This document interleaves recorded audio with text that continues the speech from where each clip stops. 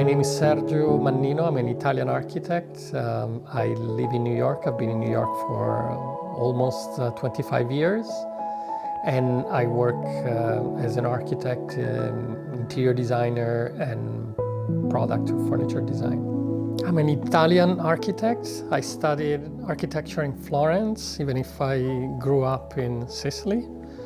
And when I finished architecture, I decided to move to New York for 1 year to have an experience somewhere else before opening my own studio in Florence.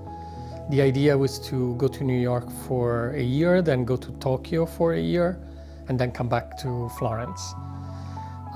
So that's what I did, and after 23 years, I'm still in New York. I never made it to Tokyo. Actually went several times, but I never moved to Tokyo. And I think New York now is it's my home.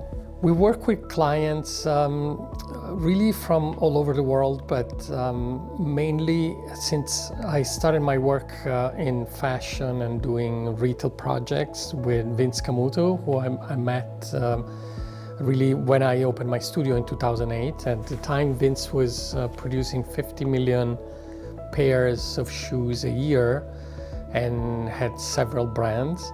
So he invited me to design their stores. I did Jessica Simpson stores in Asia. I did BCBG, Max Azria, the Vince Camuto brand, and many other, Kenzie Girl, for instance, in New York or in the United States. And from there, I moved from shoes and fashion to pharmaceutical. We did several pharmaceutical brands, but also we worked for many years for fashion brands, Italian fashion brands like Prada or Bottega Veneta. Now we're working for Balmain. And so we really do many different things. I call my studio architecture branding because it's really an architectural approach to branding, meaning that we try to build a space that reflects what the brand is about, so that when you enter the space, you know immediately the values and what the brand is trying, the story behind it, and what the branding is trying to tell people. When I was 15, my parents sent me and my sister to England to study English. We didn't really study much. We had more fun than anything else. But I remember I met a bunch of Japanese kids and hung out with them a lot. And they were fascinated by our names. And they were always trying to sort of like translate or tell us what our names meant in Japanese.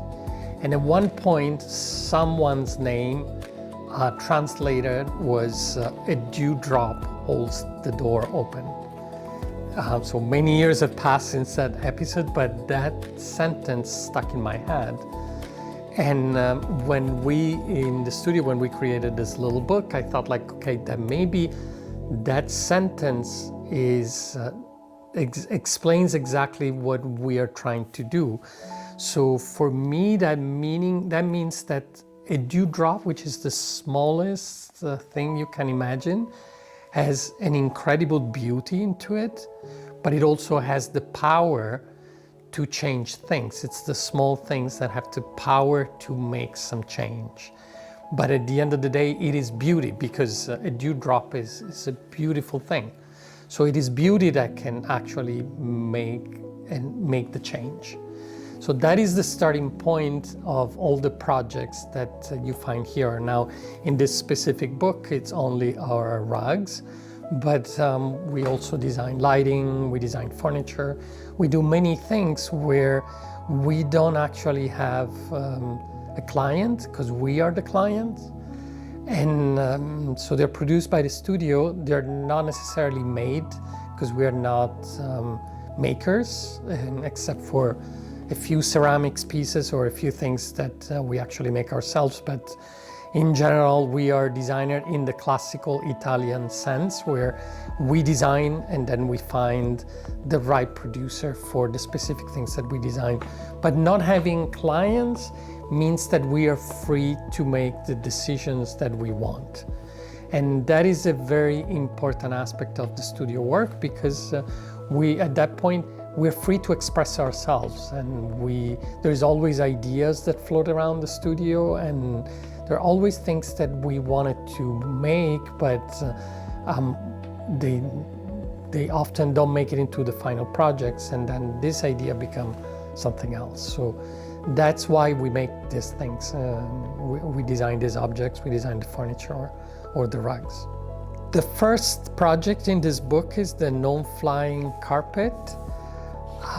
Years ago, a man came from Nepal to my studio and introduced himself and asked me if I wanted to design rugs, and he would make them for us in Nepal.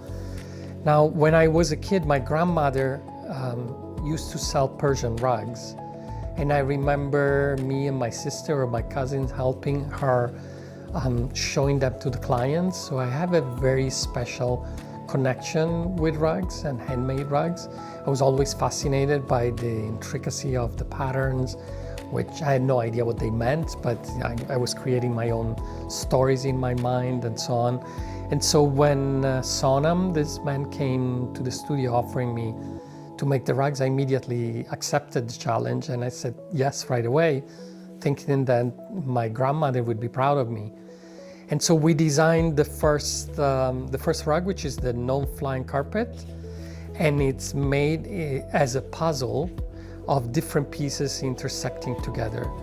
At that time, I had just written an article on the work of Gordon Matta Clark, and some of the drawings here are inspired by his projects. At one point, he was buying pieces of land in New York that were so small and so odd that could not have a real use. And he wanted to make a project with them, but he died too early for that to happen.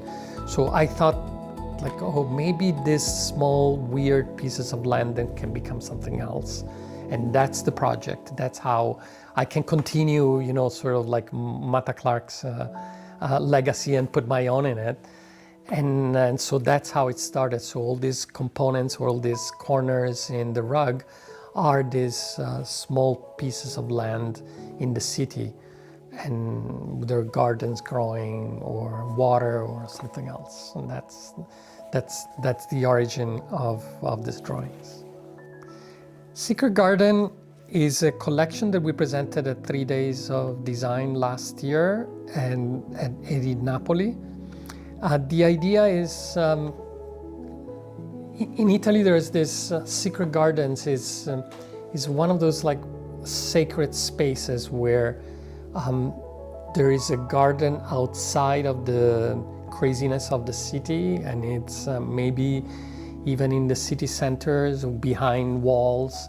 There's something magical in these gardens. But for me, the Secret Garden is a place where reality jumps somewhere else, where things don't happen or are not there in the most canonical way, but you're sort of like an Alice in Wonderland kind of world. So it's your own world, and things don't respond to the normal physics, and colors are not the same as our real world.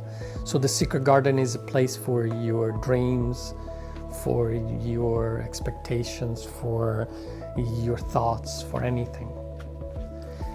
We design one, which is the one that names the series, which is the actual wall with the garden with the leaves on top, and then we made two others that are supposed to be inside these gardens. One with like wood planks that are pink or odd colors, and another with water. Definitely living in New York. New York is a melting pot of different cultures, and I think that this being exposed to so many different things every day all at once, it's sort of inspiration for everyone. But I also bring back my heritage of the Italian design approach. When I studied with the radical design masters, Remo Buti, Sozzas. So I'm heavily influenced by this group of designers that were pretty amazing from the 60s onward. But overall, I think probably art is one of my main sources of inspiration. I think artists are always a step ahead of everyone else, so that's what I look at all the time. And at the end of the day, what we are doing in design is we're trying to reflect what the society is about today. Design is about interpreting how society moves, and design really reflects should reflect that attitude.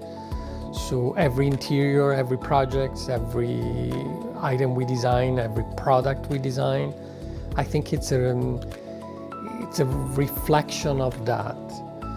You're designing the world or the society you would like to live in, and your products should reflect that. There is a definition of design that I heard for the first time when I moved to New York, and that is design is problem solving. And for my entire time working in Italy or studying in Italy, I never heard that definition once.